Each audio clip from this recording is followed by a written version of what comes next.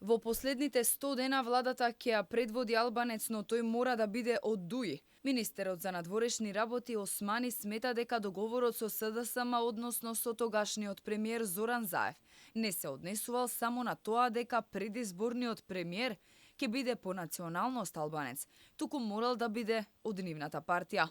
Овој став на Османи ги урна амбициите на вице-премиерот Фатмир Битики, кој е од СДСМ, дека тој може да биде првиот премиер Албанец. Договорот е веќе постигнат уште при формирање на владата, дека последните 100 дена премиерот ќе биде предложен од страна на ДУИ и тоа очекуваме да се случи доколку изборите се заеднички, тоа значи некаде почетокот на јануари треба да почнат тие 100 дена, така да премиерот ќе биде предложен од страна на ДУИ.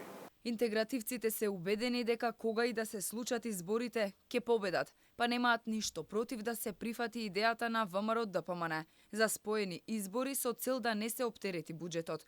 Според Османи, така ќе се избегне и парализирање на институциите, кое несомнено ќе се случи ако има 2 изборни циклуса во 3 месеци. По однос на изборите, значи формално одлука на ДУИ нема затоа што немаме седници на телата.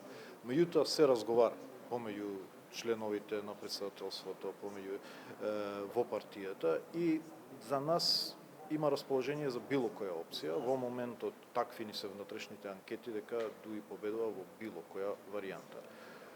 Има една доминантно размислување дека од логистичко-финансиски аспект и од административен аспект можеби ќе биде претешко за државата 2 изборни циклуса на 3 месеци. Изгледа само СДСМ останува главен кочничар за датумот на избори и дали ќе бидат споени или одвоени. Се уште нема конкретна информација дали ќе иницираат формирање на работна група во рамки на собранието, со цел сите политички партии да постигнат консензус околу ова прашање.